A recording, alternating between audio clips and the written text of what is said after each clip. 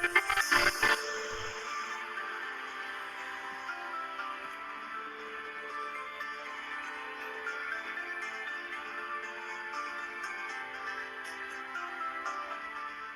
everyone, Adam Retro Moments here, and welcome to another beautiful day in Nagoya. And today we are going to take a look at Japan's biggest retro game store, which most of you probably already know at this point, and it's called Super Potato. And we do have some of these stores, in the bigger cities in Japan. And today we're gonna go do a price checkup and see if it's actually worth buying stuff there. The stores usually gets the reputation today that it's a tourist trap or just too expensive. It's not possible to buy anything in there anymore because too many tourists came here and the prices just went up because this was the store that got famous for buying retro games. But of course, that wasn't always the case in the late 90s, early 2000s. A lot of people that traveled to Japan went to Super Potato for their retro gaming fix and bought tons of stuff for very decent prices, I would say. And Super Potato as a store actually has been around since the 60s, which is kind of a shock to a lot of people. But at that point, it was just a store in Osaka selling random things, and the owner was basically very interested in games, so he started getting more games into the store, and it wasn't until 93 where he decided that we need to keep all the old games, we need to sell those as well, we need to preserve them. So that was basically when Super Potato became this retro game store as it is today. And this particular store here in Nagoya is actually the one that was most recently built in 2014, I believe. Anyway, when you enter the store, you are greeted with a little section here called the junk section. And you can definitely find some deals in here. We got a DS Lite here for $7, for example. And a DMG Game Boy, $21. And it's probably the screen that's faulty. And wow, look at this. We got Game Boy Micro here for $72. And honestly, that's not a bad price at all, actually. But then again, probably some issues with the screen. But, if you're up to fixing that kind of stuff, then you might as well get a really good deal here.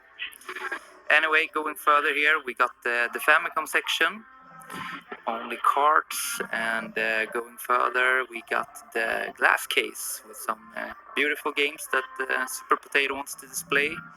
Always nice to see the big box Majora's Mask there, and some Hori controllers in transparent and gold colors. And down here we got an unusual Zelda amiibo, I guess, and the Sky Crawlers for the Wii.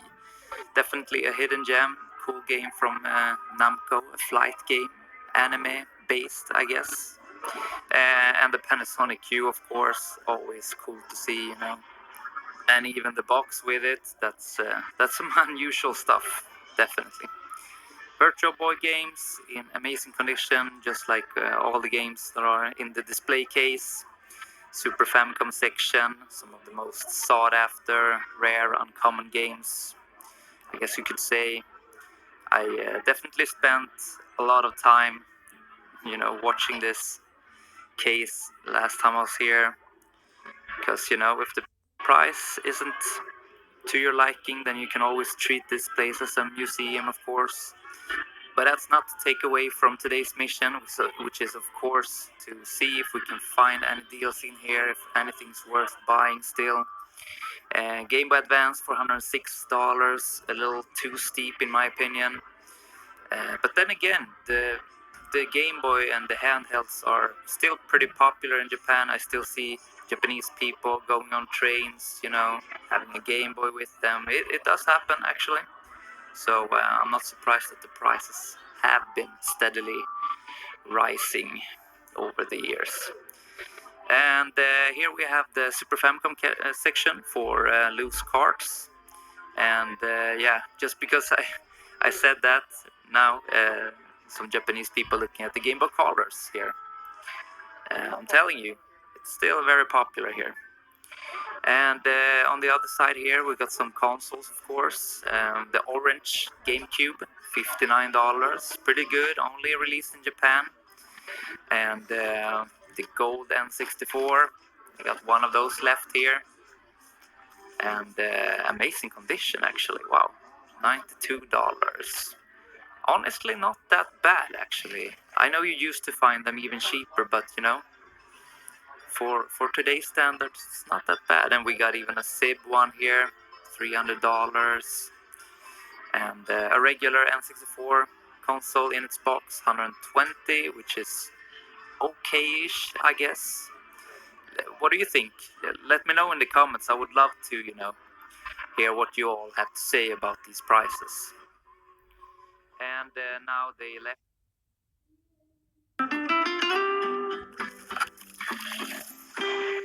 Saca tu lava, abuelita. ¿Crees que necesitas historial crediticio en Estados Unidos para comprar una propiedad en Florida? Error. Te invito a que hagas clic en el botón y agendas tu llamada gratuita. Ya sabes que es posible, pero te abruman los requisitos. Fondo bancarizado, carta de ingresos, referencias bancarias. La teoría es una cosa, pero la ejecución es otra. No importa si vives en España, en Colombia, en México, hemos ayudado a cientos de inversionistas extranjeros a poder comprar una propiedad aquí en Miami con financiamiento con bancos americanos. Así que sin complicaciones ni sorpresas, deja de soñar con la llave de tu propiedad en Florida y haz clic aquí en el botón de abajo y agenda una llamada con nosotros de que te guiamos en el paso a paso. Comienza a diversificar tus inversiones y crece tu portafolio de propiedades mucho más rápido en Estados Unidos con la ayuda de los bancos americanos.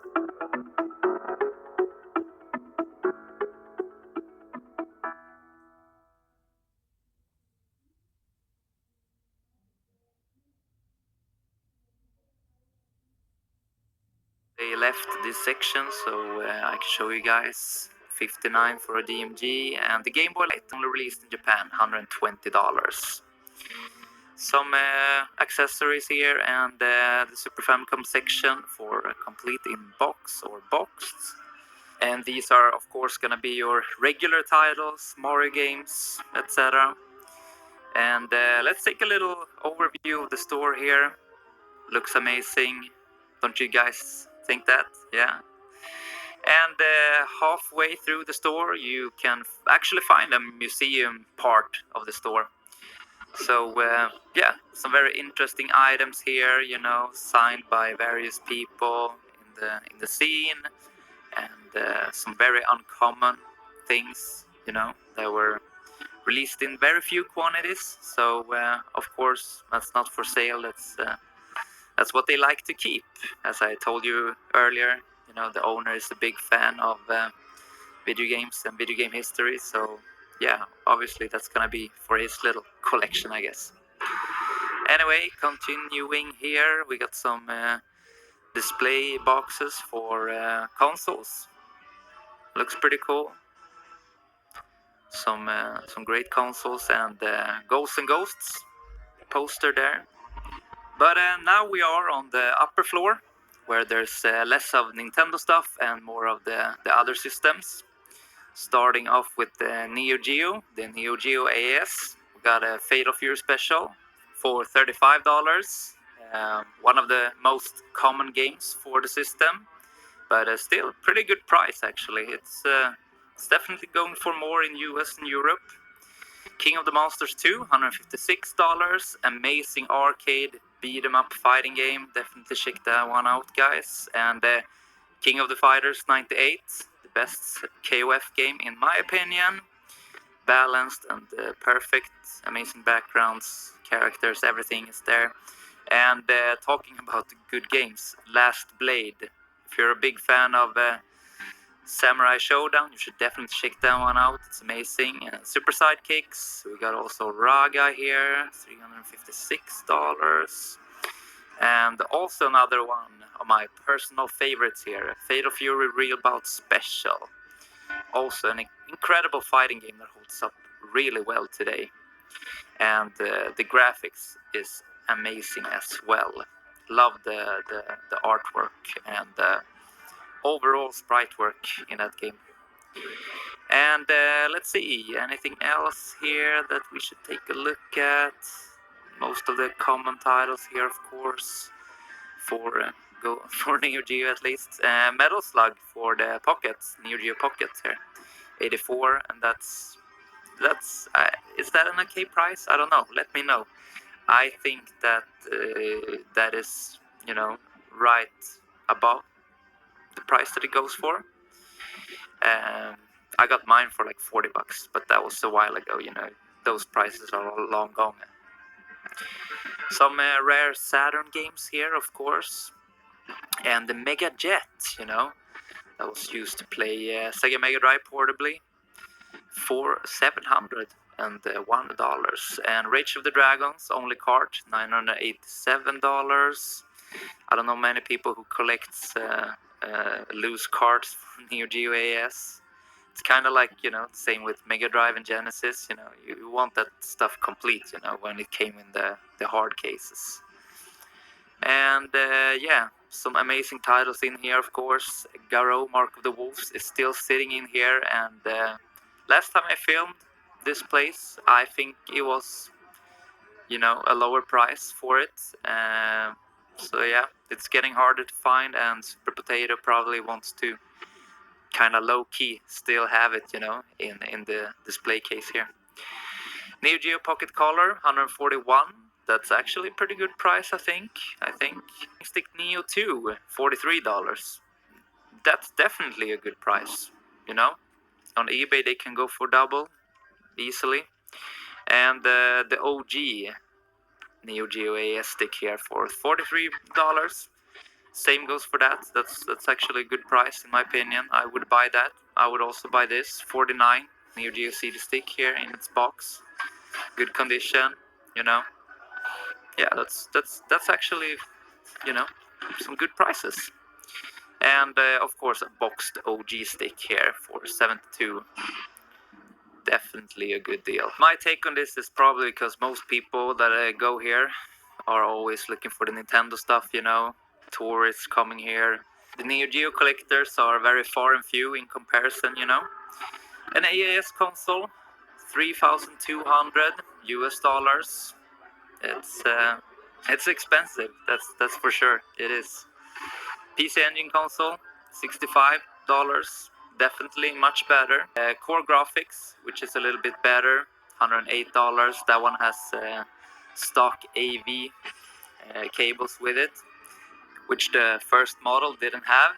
And here is the first model on screen, with a screen actually. But I didn't see any price tag on that. Sega SG-1000 Model 2, $93. That's a system that you don't see very often. And a complete in-box Game Gear for $181. Never had a Game Gear, so not really sure about those prices. So let me know in the comments. Also, should I even get a Game Gear? It's never been anything that I've been remotely interested in, but let me know if there are some hidden gems or if I should get a Game Gear in the future. Anyway, going further here, we have some Dreamcast games and Saturn right before that. So let's see if we can find some cool Saturn games here. Some titles that I've been looking for. It's actually a Gunbird here. Amazing shooter, $58. That sounds like a fair deal to me. So far, I don't know exactly what it goes for, but it sounds good to me. And here we have the awesome Guardian Heroes, which is a game that I picked up in the last video for $32. So yeah, that was definitely a bit way over the limit in my opinion. And not to forget In the Hunt there, which is an amazing game made by the people who made Metal Slug. Definitely worth buying and playing and collecting. And some more Saturn games here for various prices. $5 for Virtual Fighter 2. I know it's a common game, but if you don't have it, and you feel like playing some fighting games on the Saturn, it's just easy to pick it up like that. And here's a display case for some PS2 games, rare ones, Outrun there, really getting up in price, pretty crazy. We're not really gonna focus on the PS2 because it's still, fairly common, and most of the games here are gonna be pretty cheap. Pretty similar prices to Hard Off, I would say. But here we got the PS1, one of my favorite systems. And there are enough games to keep finding. One called Crime Crackers, only released in Japan. FPS game with RPG elements, I would say. Pretty cool. And Crisis City, another action-oriented game. Not the best, but you know, if you played everything else and collected everything else, you know, why not check it out? It's not amazing, but it's, you know, pretty cool time capsule to go back to and experience those games. You know, even if they're bad, they're still gonna, you know, be somewhat interesting, at least to me. But you know, everyone's different. But here, my friends, we definitely found a cool piece. Metal Gear Solid Premium Pack for $58. How often do you even see that? And even if you go too hard off and book off, would you actually find that? I don't think so. And $58? Yeah, I could probably pick it up. But then again, you know, if it's cheaper on eBay, why would I pick it up? That's true. But then again, it's, you know, you get to buy it right off the shelf here, and you can take a look at the condition, etc. Anyway, moving into the Dreamcast games here, we got US Shenmue, which is English Shenmue released in Japan. Yeah, that actually happened. And Psychic Force, pretty cool fighting game in the air, actually. Outrigger, a cool action game that I tried briefly, just a few minutes, a few days ago, actually. It's also pretty cool to go back to Dreamcast and experience those games, in my opinion, even if they're not amazing. And yeah, here's some leftovers. The corner, they put all kinds of stuff. I wouldn't call it a junk section, but you know, it's the stuff that didn't get a special junk section for hardware there. But I think they moved like everything downstairs now. So let's take a closer look at the junk section there later before finishing this store. And here's a game that I always pick up, Thunder Force 4 for $92, 40,000 yen. I actually bought that one for 9,000 yen, I believe, in Meikoya, which is a store right beside this Super Potato store. And yeah, honestly, one of the best shooters ever. If you don't know it, you better check it out. Ghosts and Ghosts. We got Outrunners, which is a Outrun game that I've never played, actually. So let me know if it's any good in the comment section. Alien Storm, another beat 'em up. And here's an awesome game. Oh, Golden Axe 2, $36. That sounds pretty good to me. You know, not knowing exactly what it's worth, but $36 for Golden Axe 2, yeah, I would buy that. Why not? Would you?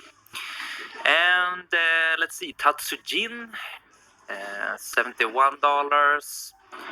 But yeah, you know, Mega Drive games are getting harder to find now. I feel like I've said that a million times, but it's really getting harder to find. You know, sometimes when I go to Hard Off or Book Off, you just find a few of them, like 7, 8, you know, and that's it. So it's cool to see that Super Potato still have a full stock of Mega Drive games. And yeah, I guess that's about it for this upper section of the Super Potato. So let's go down, check out some more stuff before we finish off for today. I want to go through more of the junk section because I know that you guys are really into the junk section, and I am as well. So yeah, let's take a closer look at that now. Okay, my friends, get ready for the junk section. Esto es la NBA en Amazon Prime. Básquetbol en su máximo nivel. Se encienden las luces y comienza la función. Las estrellas brillan y las rivalidades crecen. Aquí no solo ves los juegos, los vives. La NBA está en Amazon Prime.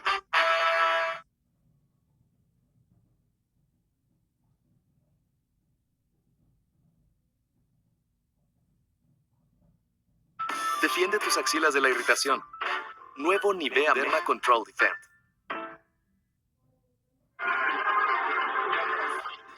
Okay, so here we are once again in the junk section, and let's dig into the blue bins here on the floor, because I already see some cool stuff. And the first thing I see in here is, of course, the Namco Gun Con for less than $1. Not sure what's wrong with it. It doesn't say anything either. And what's special about this, you might wonder? And that's actually the color, that it's black. It wasn't released anywhere else on the planet, only in Japan. And I see a Game Gear for $43. And yeah, seems like the usual problem. Some issues with the screen. And a Switch release of the GameCube controller. Bros players need to be able to play accordingly. And a PSP CIB, $36. Interesting. That color is not that common, right? I think so, at least. And what's down here? Ooh, the PC Engine with the CD attachment, $51. Crazy yellowed, but it's definitely possible to restore that to its original form. But the CD player probably doesn't work, I would guess. And look at this, Neo Geo CD arcade stick for $21. No notes on it, but $21. Yeah, it looks pretty good. That's also something I could imagine buying, but I already have 2 of those, of course. And PS2 controller, $3. Yeah, I wouldn't expect anything else of that. And a Nintendo DS for $14, a DSi even. $14. Almost worth it just for the box, or what do you guys say? What do we have down here? Some third-party controller.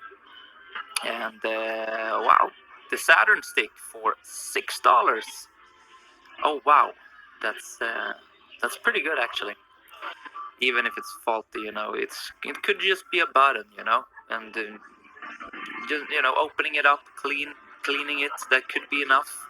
It usually is, for the most part, with that kind of stuff, in my opinion, or in my experience. A Wonder Swan for $10 and a DMG Game Boy, $21. We got the Donkey Kong Game & Watch for $21 and another DSi, but without the box, for $7. So yeah, guys, let me know, is this a golden opportunity, a treasure trove here, or is it just a trap? Yeah, or as it says, junk, basically. And of course, some games, most of them missing the case or artwork or something like that. So yeah, you can definitely find a playable copy here. It's just that it's not gonna have the manual or the case, the original case. But yeah, some OG Xbox stuff up here, and yeah, doesn't seem to be any interesting titles to me, at least. And some more Game & Watches there, and up here we have some more stuff. Oh wow, a DMG Game Boy for $65 with the box, and that's almost worth buying for the box only, right? Because you don't see that box often, and looks pretty good actually. Even the DMG Game Boy actually looked good, so could definitely be worth buying, But let me know what you think in the comments. I love reading and hearing your opinions, and I answer every comment that I get. Hope you guys like this video, and make sure to give it a like so more people can see this amazing video from Japan. And if you're not subscribed yet, make sure to subscribe, because there are tons of amazing videos coming from Japan, I can assure you that. See you the next time.